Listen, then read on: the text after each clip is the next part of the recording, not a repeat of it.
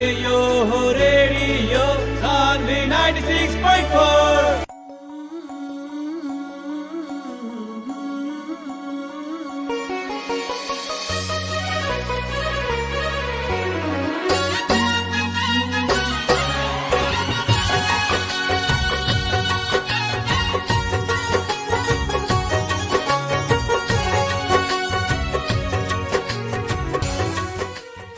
दुनिया के सबसे कठिन काम होला एक स्त्री होके के।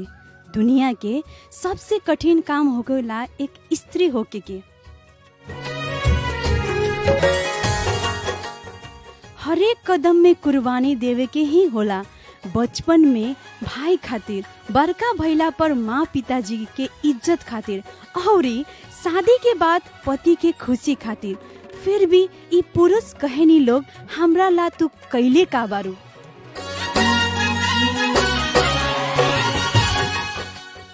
सच में श्रोता मित्र, दुनिया के सबसे कठिन काम एक महिला के जीवन ही है। हर कदम पर कुर्बानी ही देवे के पड़ेला। फिर भी केहू भी ई ना कहनी लोग कि हमरा तू कुछ कैले का बारू।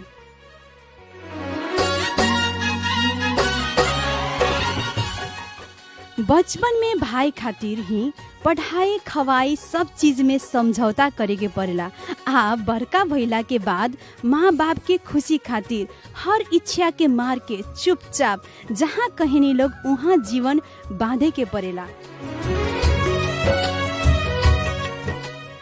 सबसे बड़का बात जब शादी हो जाला तब आपन पति के मुंह के मुस्कान खातिर आपन पढ़ाई, आपन इच्छा सब छोड़ के परिवार की जिम्मेवारी बहन करते खुशी खुशी करेनी लोग। तब भी सुने के मिलेला कि तू कैले का बारू हमरा ला।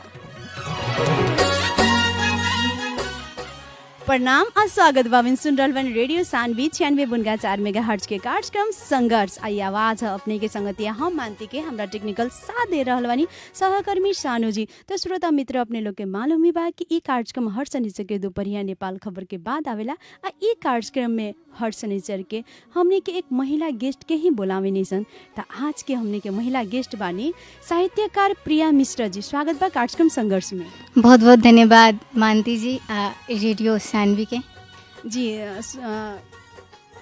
प्रिया जी, जैसे कि ई कार्यक्रम में हम जब गेस्ट के बोलावनी हम के यहाँ के मतलब गेस्ट ही रहनी कार्यक्रम के संघर्ष के, जौन के हमके महिला के जीवनी कहल जाओ कि महिला के जीवनी बहुत कठिन होकेला और जिए के तरीका भी कुछ अलग रहेला। वैसे हम हर मतलब गेस्ट लोग के ही एक प्रश्न से ही एगो स्टाटस ही लेके आवेनी। तो आज के एगो प्रश्न बा जौन के हमारे स्टाटस से ही जुड़ल बाटे। दुनिया के सबसे कठिन काम होला एक स्त्री होके के। हरेक कदम में कुर्बानी देवे के ही होला। बचपन में भाई खातिर, तो बड़का भइला पर माँ पिता के इज्जत खातिर, और इस शादी के बाद खुशी पति खातिर। तो फिर भी पुरुष कहने लोग कि हमरा ला तू कैले का बरू। एमे अपने के विचार या राय कथी बाटे? हमार विचार इहे बा कि हाँ, एगो महिला के जीवन तो बहुत ही ज़्यादा संघर्षशील होखेला। जब बेटी जन्मे ली तो ओकरा के जब गोद में लेवल जाला तबे ओकरा से जौन परिवार के हर व्यक्ति, मतारी होखस, बाप होखस, सब केहू के एगो अलगे उम्मीद जुड़ जाला। जी जी। पिताजी के उम्मीद रहेला कि हाँ, हमार बेटी हमार इज्जत के सम्मान रखी। अभी गोदी में लेते जिम्मेदारी थोपात जाला हमनी पर। मतारी के इहो मन में रहेला कि बेटी हमार संस्कार के, हमार घर के इज्जत के मान रखी, ससुरा में जाई तो नैहर की लाज बचाई। भाई के रहेला कि हमार बहन कबो हमार सर झुके ना दी। जी जी। तो इहे हमने और प्रिया जी, जैसे कि मतलब हमें के मतलब जब होकेला, हमें के जन्म होकेला, जब एक भाई भी रहे नहीं, मतलब भैया या भाई, फिर भी वो वक्त में का होकेला कि हमें के उनकरा खियावे खातिर या उनकरा पढ़ावे खातिर मम्मी पापा कुछ ज्यादा सोचे नहीं लोग। एक बेटी से जी अपने भी वो महसूस कैले होके या अपन भी अपने इच्छा, या मतलब एक महिला हमें के अपन भाई खातिर, अपन भैया खातिर उ मतलब निम्ने खास निम्ने परस हमें के तनका कमे खाइम सन, तनका कमे मतलब एजुकेशन हासिल करेम सन। उ लोग के हमें के मम्मी पापा भेजेने लोग विदेश पढ़ावे खातिर, मतलब आउट ऑफ कंट्री कहल जाओ। और हमें के यहाँ स्वदेश में लड़की जात बारू तो हर दायरा बा कह के हमें के बहुत ऐसा मतलब यहाँ रह के ही पढ़ाई होकेला। तो वहाँ से लागेला कि हमें के हर कुर्बानी शुरुआत हो जाला। जी, हम तो कहे नहीं कि हमनी के साथ यही से होला कि भाई के ज़्यादा मतलब इम्पोर्टेंस ज़्यादा महत्व देवल जाला और बहन के तनी कम देवल जाला। काहे कि वो भगवान ही हमनी में बहुत ही अच्छा गुण शक्ति एकदम हमनी के जौन होखेला ना गॉड गिफ्टेड जी जी ईश्वर से ही हमनी के उपहार लेके आई रहनी सन कि हमके सब कुछ अपने से हो जाला, केहू के कुछ करे के ना पड़ेला। और इहो एगो मानल जाला हमनी के समाज में कि शुरू से लेके घर में जौन मतलब कमाई होला, पैसा अर्जन होला, जैसे घर परिवार चलेला वो बेटा लोग ही करेला, वही लोग के कंधा पर जिम्मेदारी रहेला। वही से घर के लोग चाहेला कि बेटा अच्छा पढ़ ली तो वो मतलब घर में हमने के अच्छा पैसे सबके एगो अपेक्षा रहेला अपना अगिलका पीढ़ी से। और हमने समाज हमने के इहे जानले बा कि बेटी नहीं के कमा सकत, बेटी घर में खाना बनाई, चूल्हा चौका करी। लेकिन अब समय बदल गईल बा, अब जितना कंधा में कंधा बेटा मिला के चल सकता रहे उतने बेटी हो। अगर बेटा 30,000 के सैलरी कमाता रहे तो बेटी आज 50,000 के कमा रहल बाड़ी। जी जी जी एकदम जी ऐसा हम महसूस कैले बनी और देख भी रहल बनी। सही कहनी। जौन ठाउँ में एक पहिला कहल जाओ कि मतलब पहिला प्लेन आदमी ना उड़ा सकते, एक महिला प्लेन ना उड़ावती, अब उहे ठाउँ में महिला भी प्लेन उड़ावतानी। जी मतलब कहल जाओ कि अभी कौनो हमी के मतलब हमी के मन में चाहे उ भेदभाव बा कि बेटा बेटी फर्क बाटे। कोनो ऐसा क्षेत्र नहीं है जहाँ भी महिला नहीं की पहुँचल और जहाँ बाकी हुई वहाँ पहुँचत बाड़ी। सही कहनी, पहुँचत भी बारेन और पहुँच भी गल बारी। जैसे अपने ही एक साहित्यकार पहिला हमें के पुरुष लोग के ज़्यादा सुने के मिलते रहे, साहित्यकार होको या कविता लेखन होको या किताब लेखे के एक पुरुष ही लेखत रहनी लोग। पर अभिन के डेट में कहल जाओ मतलब इस जेनरेशन में बहुत ऐसा महिला भी बानी लोग कि मतलब अपने आप से क्वालिटी निकाल के ही करते, जैसे कि अपने में खूबी रलक तब न आज यहाँ तक ले पहुँचल बानी। जी जी और देखिए खूबी हर इंसान में रहेला, ईश्वर सबके एगो ऐसा कुछ दे के भेजे रहनी कि ओसे ओकर जीवन चल सको। जी कि केहू के ईश्वर ऐसा यही नहीं धरती पर भेजले, लेकिन सबसे बड़का चीज़ होला कि अपने के अंदर का बा ओकरा के देखी, ओकरा के पहचानी। हर केहू आवे हम भी पहले कलम मतलब पकड़े से पहले बहुत डराइल बानी, हाथ भी कापल बा। हम तो दूगो लोग के सामने बोले से पहले अपन कविता हमार पैर के जब देखब नू तो दोनों इतना जोर जोर से कांपी कि हम सही से खड़ा ना हो पाई। लेकिन अब देखिए अब हमरा के लाखों करोड़ों लोग में खड़ा करवा के हाँ तनका देखे में देह पातर छितर बा, लेकिन आवाज बहुत दूर तक जाला बिना माइको के काम करी टंच बाटे। और एक और बात ये संग संग अपने से पूछे के चाहे, जैसे कि अपने साहित्यकार हैं, बहुत अच्छा मतलब साहित्य भी लिख ले बानी और किताब भी लिख ले बानी, सुने में बाटे और बहुत ऐसा अपने लोग के पढ़ले भी बानी। तो मतलब ये अपने फील्ड में जाए खातिर अपन इच्छा रख कि मतलब घर परिवार के बहुत ऐसा कहल जाना न कि मम्मी पापा की इच्छा पूरा करे खातिर बेटा हो को या बेटी हो को उहे मतलब पढ़ाई करे नहीं ना। पहले तो हम घरे के लोग के इच्छा पूरा करें, जैसे पढ़ाई में हमरो इंटरेस्ट है, हमारे घर के लोग भी चाहते रहे कि हम पढ़ी, तभी हम पढ़ भी रहल बानी। और वो लोग के हिसाब से हम एगो अच्छा वो जहाँ चाहे लोग वहाँ हम पहुँचल भी बानी कि होखेला सबके चाहेला कि हमारी बेटी पढ़ लिख के एगो अच्छा जॉब में पहुँच जाए। पहले तो लोग चाहेला ना कि अब चाहेला लोग कि बेटी पढ़ ले वो नौकरी नहीं करी तो चली, लेकिन अगर माँ बाप पढ़ैले बालो तो उ जगह पे पहुँचे के चाहिए, ओकर हमने के यूज़ करे के चाहिए, ना तो पढ़ाई ऐसा ही बेकार हो जाए। और ये जो लिखे के बाद साहित्य बा ये हमार आपन शौक रहा, आपन मर्जी रहा और बचपन से ही, अभी से ना हम स्कूल के टाइम से ही लिखे नहीं, लेकिन एकरा के और ज़्यादा निखार हम ये बीतल 2-3 साल में ले आइल बनी देख देख के लिख के। और जौन होखेला ये लेखनी के उससे सीखे के ना पड़ेला, जौन रोज जीवन पर बीतता और वह सामने देखता नहीं, जैसे हवा चल रहल बा और कभी ऐसा होखेला नु कि वो हवा में का चल रहल बा, वो हवा का कहे के कहल जाओ कि वो लेखन चाहिए हमें के महसूस कर सकता। जौन एगो जानवर के बोली हर केहू ना समझ पावेला, लेकिन एगो कहावत बा जहाँ ना पहुँचे रवि वहाँ पहुँचे कभी। तो वह हमने के मन के पढ़े के कला होखेला उ जाने दिसन और हर व्यक्ति में होखेला, अगर वो अपने आप के उ दिशा में जाए के चाहे तो। सही कहनी है, कैसे सही जिंग जहाँ ना पहुँचे रवि वहाँ पहुँचे कवि, बात एकदम 100% सही कहनी है। कैसे कवि लोग फील करे नहीं लोग, जैसे कोनो दृश्य देख के ही फील करके ही वो कविता रचित हो जाला वहाँ।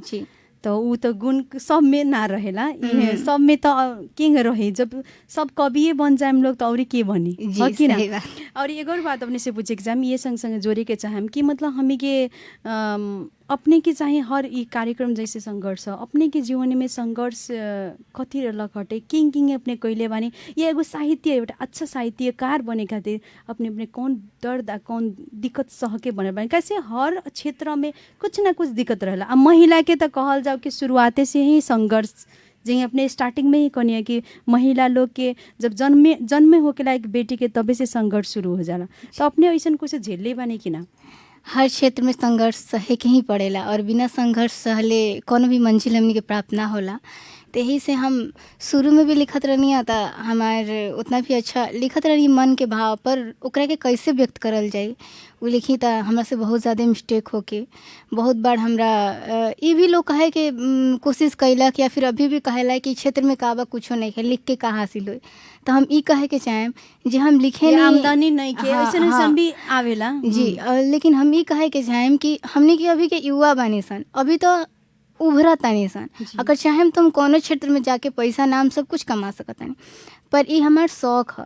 बहुत लोग ऐसा होकेला जे बोलल बात ना सुनेला पर वो लिख देम तो उ जरूर सुनी और हम साहित्य के रास्ता यही से चुन ले बानी कि जौन भी हमने के समाज में विकृति फैलता ओकरा के हम कम से कम अपन लेखनी के माध्यम से एको आदमी के दिमाग तक पहुंचा सकें। जैसे अपने कहनी कि मतलब घटल बा हमी के समाज में ऐसा कोनो ऐसा लिखले बानी कि उस शब्द में जी हम ई माध्यम से बोल सकें कि जी बिल्कुल काहे से हमें के श्रोता मित्र बहुत अपने के आवाज़ सुन रहल बानी और एगो होकेला न साहित्यकार के एगो रचन जौन के कहनी है कि आदमी सुन के ना पढ़ के ही बुझेला तो वही में से हमें के समाज खातिर एगो हमारा रचना बा बेटी हम सुनाओ दे बेटी के बात कहनी है ऐसे सुननी कहानी है कि और भोजपुरी में सुनाए भोजपुरी में हमने के बात कही होता जी था। जी जी जी तो सुनल जाओ। हम बेटी हैं दूदू गो अंगना की लाज रखीले कबो बहिन बन भाई के कलाई गुलजार करीले कबो पतोह बन घर के संवार दिले कबो पत्नी बन के पति के हर अवस्था में साथ दिले तो कबो दोस्त बन के पीर बुझीले तो कबो महतारी बन 9 महीना एगो नया पीढ़ी के बोझ ढोइले। हाँ हम उहे बेटी हैं जे कबो अर्धांगिनी तो कबो जननी के रूप धरेली एगो ना दूदू अंगना के गुलजार करेली हर घर के कुलदीपक पलेला हमरे गोद में नायक हो भा खलनायक जन्मेला हमरे कोख से चाहे वो बढ़िया आदमी हो को चाहे खराब आदमी लेकिन वो तो एक मतारी के कोख से जन्म लेवेला ना वो तो धरती पे आके अच्छा खराब बन जाला। हर घर के कुलदीपक जन्मेला हमरे गोद में हमरे कोख में हमही हैं समाज के आईना हमही हैं ममतामयी हमही हैं समाज के आईना हमही हैं ममतामयी हमरे से बनल समाज हमरे पर पाबंदी लगावेला अपने जननी के अपने संतान वस्त्रहीन कैसे कर देला। जैसे कि बलात्कार भी हमने के समाज में हो रहल बा तो केहू के बेटे नु करता जी जी तो उ एगो फ्यूचर के भविष्य के एगो बच्चा के मतारी के दूसरका मतारी के बेटा वस्त्रहीन कर देता कैसे करता ओकर में कैसे इतना हिम्मत आ जाता। हमरे कोख में पलेले शिक्षक आ हम ही रह जाइले शिक्षा से वंचित हमरे पैदा कईल समाज हमरे पर लगावेला नियम कानून आजू हम समाज के भार बानी कुहुक के जिंदगी काटत बानी संविधान के पन्ना में हमरा के बराबरी के अधिकार देहल गईल बा बाकिर आजो वही पन्ना में हम भुलाइल बानी बहुत खूब अपने के ई मतलब कविता सुन के कहल जाओ कि मतलब हमारा आत्मा टडोल देला एकदम धन्यवाद। कहल जाओ कि एमे हर हमी के जन समाज में घटल बाटे घटना जितना घट रहल बा चाहे महिला हिंसा को होको या चाहे मतलब बलात्कृत हिती छोट लड़का लड़की लोग के हो रहल बा ई सब अपने के रचना में मतलब शामिल कैले बानी ओकरा खातिर बहुत बहुत धन्यवाद। सही में कहनी है कि बोली से अच्छा लिखल पर ही आदमी एथी करला और आगामी खातिर अपने के शुभकामना भी बाटे प्रिया जी कि और एकरा से भी और आगे बढ़ी और एकरा से भी आगे बढ़ के मंजिल में पहुँचे कि फिर अपने के हमी के बोलाई सन अपन कार्यक्रम में कुछ ऐसा कहीं कि हमी के समाज के पूरा त ना बदले सकल, तनका सोच त बदल सकल जाऊं। सब केहू तनका तनका कोशिश करी त अपना तरफ से एगो योगदान होई समाज के परिवर्तन करे में। कहल जाला बूंद बूंद से तालाब भरेला, जी तो जी यही से बूंद बूंद कोशिश करी, जरूर परिवर्तन होई। जी सही कहनी। और एगो और बात ये संगसँगै अपने के फिर से हम एगो प्रश्न पूछे के चाहेम कि अपने कविता भी बहुत लिखले बानी, ऐसन कौन कौन कविता बाटे या मतलब नि किताब भी लिखले बानी जी। त के मतलब अभिन के फिलहाल अभिन कौन किताब ऐसन आयल बाटे जोन की हमार अभी कुछ हफ्ता पहले एगो किताब आयल है माया कह के, जी जौन की एमे चाहिँ मतलब कथी बा तनका व्याख्या कर जी, सकेम कि और हमनी के रेडियो आज मार्फत। बेटी के बारे में बात कैनी है तो इहो एगो बेटिए के जीवन पर लिखल गईल बा, जी जोन हमनी के पहले देखल जाओ तो पहले के समाज से लेके हम अभी तक के समाज के जोड़ ले बनी। पहले 9 बरस में भी लड़की के शादी हो जात रहे। जी बाल विवाह में। जी बाल विवाह। ओकरा बाद ई किताब में उ समेटल गईल बा, लड़की के शादी बाल विवाह भइल बा, ओकरा बाद इनका के दहेज ला सतावल गईल बा, ओकरा बाद लड़की के पति के दूसर का बियाह हो गईल बा, बाद में लड़की गर्भवती ना होली तो बीच बीच में बार बार गर्भपतन होइला के कारण इनकर मतलब गर्भवती होके में इनका समस्या होकेला तो इनकर पति दूसर शादी कर जी लेवेला। बहुत ऐसन इजी हो गल बा अभिन के जनरेशन में कहल जाओ, शादी बियाह एगो खेल हो गल बाटे, जी। गुड्डा गुड्डी की खेल कहल जाओ कि शादी करके भी छोड़ के भी दोसर शादी जी। करे खातिर हमनी के दहेज एगो- खातिर होको या जी। हर ऐसन इति बात खातिर होको बहुत जी। हमनी के समाज अभिन खराब कहल जाओ हो गइल बा जी। कि एगो शादी बियाह मजाक समझ ले पहले तो लोग बेटी के का करत रहे, पहले के जमाना में ये मानल जात रहे कि जब तक लड़की महीनवारी नहीं के भल वो बेरा कन्यादान अगर करल जाई तो ज्यादा फल मिली। जी जी धर्मशास्त्र के अनुसार ज्यादा लोग अपन एगो ऐसा मानसिकता बनैले रहे। जहाँ तक हम तो इतना छोट बानी इतना जानत नहीं थी, लेकिन तब वो कुछ कुछ हम जाने के कोशिश कैल बनी। तो हमरा जानला अनुसार लोग यही से तनी जल्दबाजियो करे और ओकरा बाद इहो सोचे कि जितने समय आगे जाई उतने दहेज के भी दबाव ज़्यादा बढ़ी, दबाव ज्यादा पड़ी, डिमांड ज्यादा हो कि जी। जैसे जैसन पहिला के युग के सोचल जाओ तो पहिला 50,000 में 20,000 में हमी के सुने में आवेला जी। ना, शादी 20,000 होत एगो रहे। अभी साइकिल। हमरा लागत है कि 20 लाख उ जी। 1000 बदल गल बा लाख में, लाख में। अब करोड़ में भी बदल पहले के बा। साइकिल अभी के BMW मर्सिडीज में बदल गईल बा। एकदम सही। पहिला के घड़ी मिलत रहलक तो अभी सिकरी में बदल गल बा, जी। हर चीज ऐसा डिमांड बदल गल बा। पर लोग ई ना सोचेनी लोग कि दहेज चंद दिन खातिर हटे। जी, लेकिन आज हमने के घड़ी हो पैसा हो लाख कह के हमने हंसत आइन सन, लेकिन जौन दिन उ माँ बाप के ना रहेला कहाँ कहाँ से जोड़े के पड़ेला तो उनका पर का बीतेला, उ एगो बेटी के मतलब बेटी के माँ बाप के जगह आके या बुझल एक बेटी वो देखत हुई ना वो बेटी तो उन्हें वो बुझत हुई। हम्म। सही कहनी। और ही मतलब ई किताब में ऐसा कथी कथी समेटल बा। जी, उहे एक एक बालिका के जीवन के ऊपर ई पूरा कहल जाला कि एगो उपन्यास जन्म से लेके जब ई पैदा भइल बाड़ी तब से लेके इनका साथ का भइल बा, हर मतलब कैटेगरी के अनुसार एकरा के व्याख्या कइल गइल बा। पढ़े में तो जरूर जानेम, रुआ भी एगो किताब रख लेम, PDF बाजार बा, में ई उ चाहे हमें के मिल जाई, हमरा से भी ले सकत तनी संपर्क करके। जी जी। PDF भी हमरा पास, हम PDF भी रुआ के शेयर कर सकीले, हम्म। कोनो भी माध्यम से रुआ पढ़ी। एकदम जरूर जरूर पूजिम पढ़े प्रिया जी, काहे से इतना निमन मतलब उपन्यास कहल जाओ कविता कहल जाओ ऐसा पढ़ के ही मन अपने जैसे 2 शब्द 2 लाइन हमें के रेडियो में बोलनी हटे मतलब एक बेटी के बारे में वही सुन के तो मन किंगे हो गल। तो जरूर ई पढ़ेम और आशा करता नहीं कि हमारे श्रोता मित्र भी एकदम पढ़ेम लोग ई माया जौन कविता प्रिया जी लिखले बानी अपने लोग एकदम पढ़ेम। कैसे ई कथा कहल जाओ केकरो न केकरो जीवनी से संबंधित ही रहेला चाहे जी, और ई कथा जौन बा ई साँचो के केहू के जीवन से संबंधित बा। उनका नाम हम नहीं ले सकत, पर हम काल्पनिक नहीं लिखले, ये यथार्थ ह। ई केहू के जीवन से संबंधित ई बा जौन कि हम अपना कलम से बस लिख देले बानी। वैसे न प्रिया जी हम वही कहे के चाहता नहीं कि मतलब कुछ ना कुछ कवि मतलब साहित्यकार लोग हो या कवि लोग अपने लोग जी लेखी नहीं लोग कुछ ना कुछ कहूँ ना कहूँ से फील करके ही लेखी नहीं लोग वो अपने फील कैले होके तभी जाके ये कविता मतलब एक बेटी के बारे में शुरू से लेके अंत तक कितना हिंसा में पड़ली उनका संग का भल हर चीज़ लिख ले बाने। और यही में अपने से जोड़े के चाहें कि जैसे अब हमी के समाज में कहल जाओ एकदम कूटनीति रीति रिवाज चल रहा बाटे, बहुत ऐसा हिंसा भी बढ़ रहा बा। जैसे अपने कहने कि बलात्कार ही छोट छोट लड़का के हो रहा बा या महिला हिंसा में पड़ रहा बनी, बहुत ऐसा बहु बेटी पर अत्याचार भी हो रहा बाटे। वो अत्याचार के कारण खुद भी बहु बेटी अपना आप के मार भी कितना दिन जी, सहियन, कितना आत्महत्या दिन कर ले। घुट घुट के रहियन, घुट घुट के रहते रहते एक ना एक दिन तो ऊ तो अंत होके करी। जी। अंत भी खुद कर ले बने। अपने न्यूज में भी सुन ले हो कि हम बहुत ऐसा घटना सरलाई के सप्तरी के कहल जा धनुषा तक लेके ऐसा ऐसा और कितना घटना तो हमने जी। के आसे पास होता पर हमने के जाने नहीं की सुन सकत। कितना आदमी अंदर ही दबा देता, कितना लोग कहता कि इज्जत के वजह से, तो कितना लोग धमकैला के डर के वजह से, मतलब विभिन्न समस्या के कारण बहुत जी ऐसा के घटना कहे के भी चाहे नहीं लोग तो हाँ। आवाज उठाव ना सकने काले कि तय कैसे दब उ लोग के दबा देवे नहीं लोग कि हमर बहू यदि घर में से देखिए निकलियन। कितना अभी समाज में गंदगी फैल गई बा कि जे गलत करता ओकर इज्जत नहीं के जात, जेकरा साथ होता ओकर जाता। काहे कि वो इंसान डराता, सामने आके वो लड़की डराता कि हमरा साथ ऐसा दुष्कर्म भइल बा। काहे ऐसा डर होता? काहे कि हमने के समाज वो लड़की के गंदा नज़र से देखी।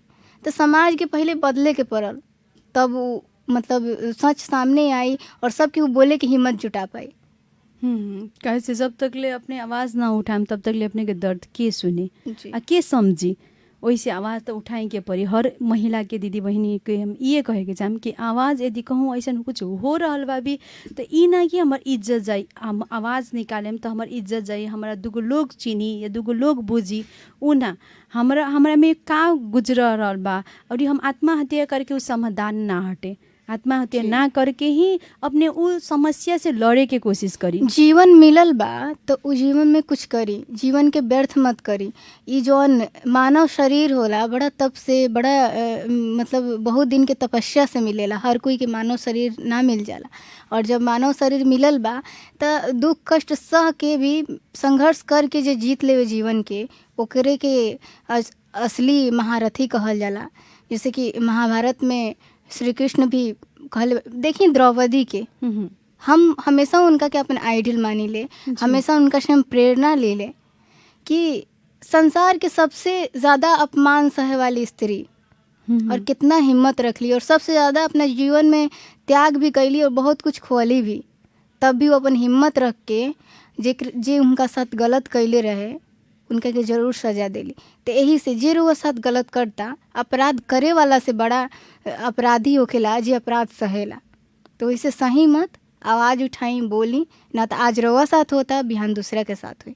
जब तक ले आवाज़ ना उठा ले तब तक ले ई कंटिन्यू चलल जाए। और ये सब में अपने से पूछे के चाहेम कि ई न्यूनीकरण मतलब कम करे खातिर हमें के ऐसा का करल जाओ कि मतलब हमें के समाज के विकृति पूरा तरीका से तो हटावे ना सकल है। कैसे बहुत ऐसा नेचर के लोग बानी, लोग अपन सोच के नज़र के ही बदलती लोग तो सब चीज़ ठीक हो गई, पर सोच नेचर का फर्क बा। इंसान तो हर आदमी के पास इंसानियत बा, पर का वो इंसानियत यूज करे नहीं लोग। केहू देखी बोलेला सब कोई, करेला कोई ना।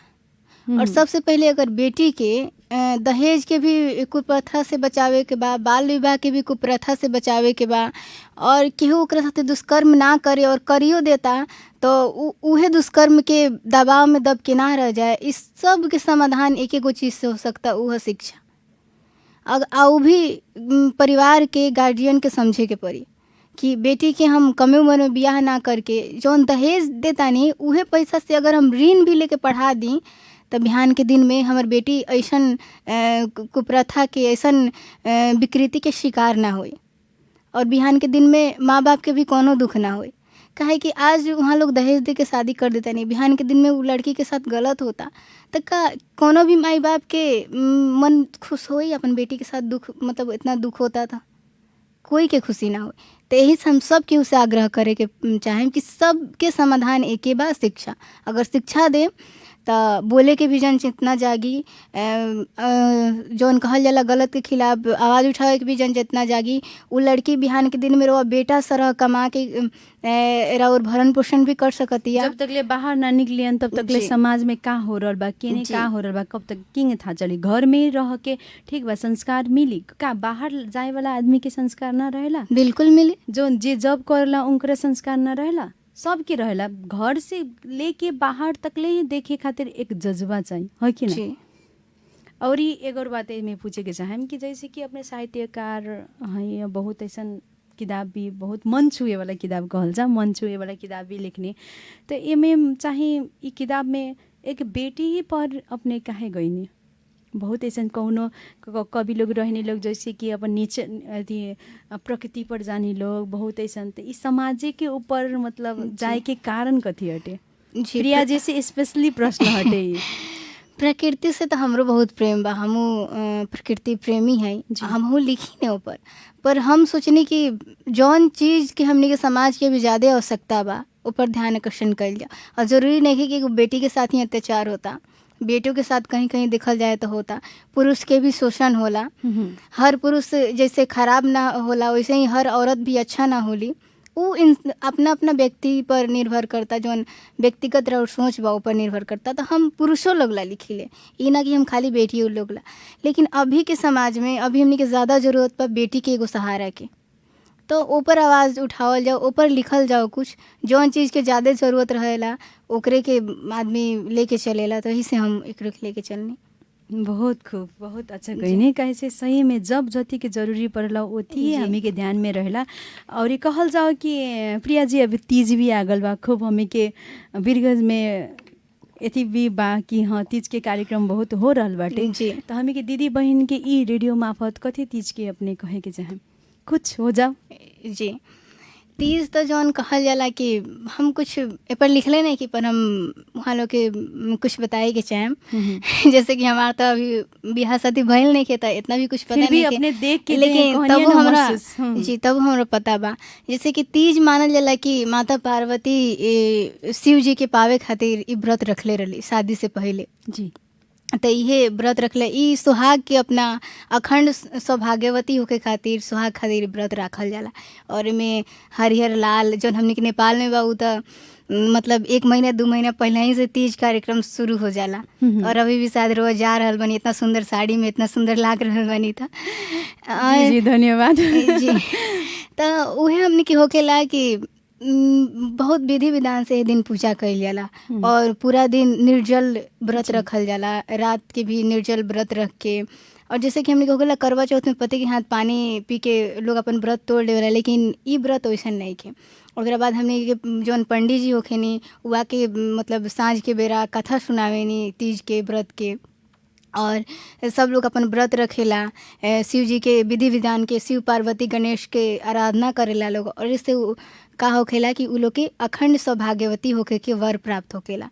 तो यही से हम सब केहू के ये शुभकामना देवे के चाहें कि सब केहू के व्रत अच्छा से होखो ये पाली और सारा केहू के सुहाग अमर रहो।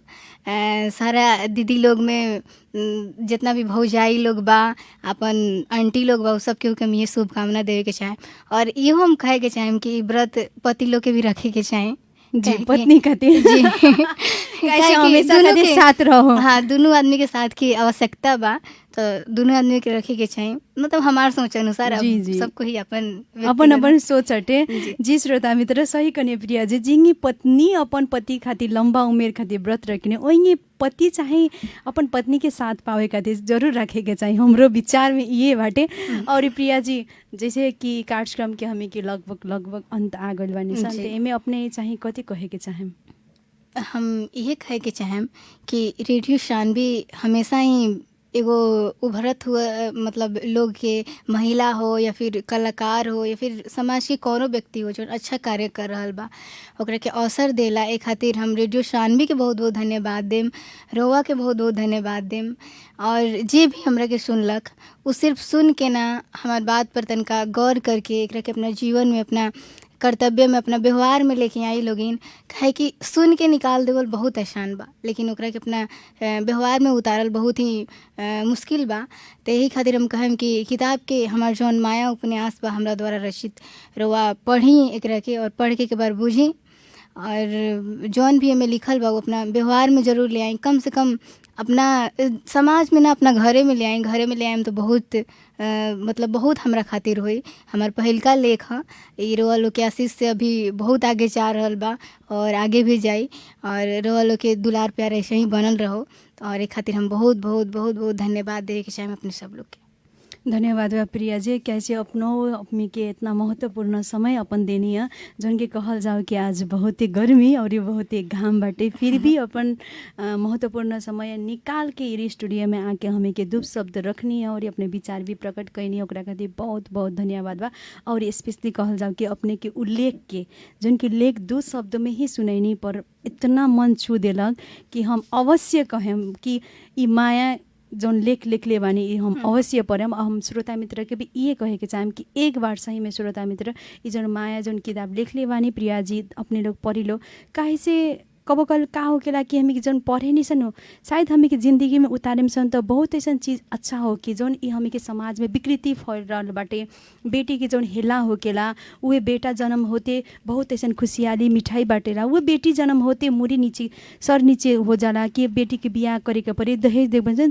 कारण कथी है दहेज प्रथा, कैसे बेटी भी जब शादी बड़का हो कि तो उनका शादी ब्याह करे के पड़ी, क्योंकि इस सोच के ही बहुत ऐसे मम्मी पापा लोग सर नीचे झुका ले उन्हें लोग ये बेटी इज्जत है बिहान जाके किंग रहियन कौन दायरा में रहियन, क्योंकि ये भी बहुत सोच होकेला। तो ये सब सोच शायद कहूँ ना कहूँ हटी कि ना बेटी भी बेटा हैवन, अब बेटी के यदि बेटा जैसन हमी के प्यार लाड और शिक्षा देमसन तो जौन बेटा कमा के देता ना उहे बेटी भी कमा के दियन, कि ये सोच के यदि अपन आगे बढ़ेम तो सही में बेटा बेटी में अपने के कोनो फर्क ना देखाई।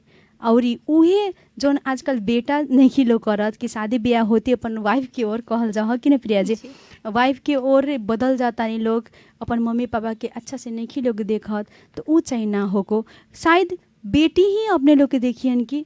तो वैसे बेटा बेटी में कोनो फर्क मत करी। और अपन जौन समाज में ई हिंसा हो रहा बा एक बेटी के एक पतोह के जौन की टॉर्चर दे के हिंसित करके उनका खुद आत्महत्या पर मजबूर कर देते हैं, तो प्लीज़ ये चाहिए मत करी लो। कैसे जीवन एक बार मिलेला, ये जीवन जिंदगी जिए के हर ऐसा चाहे वो नर हो को या नारी हो को दोनों के उतने अधिकार बा और उतने एथी भी बाटे कि हाँ अपन जीवन कैसे चलाएं या किंगे चली रास्ता सही हो को रास्ता सही नज़र से यदि चले तो सब चीज़ ही सही रही ये कहते।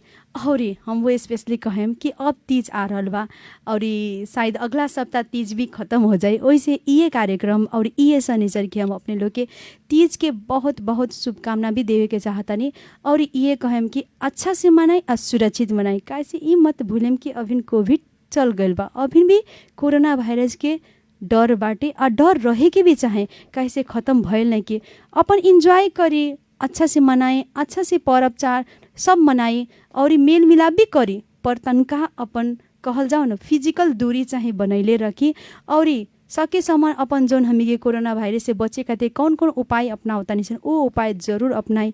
ये कहते हमो मानती अगला सप्ताह फिर अबे करे में संगे सफल नारी के लेके, तब तक खातिर विदा मांगतनी। सुनते रही रेडियो सानवी 96.4 मेगाहर्ट्ज।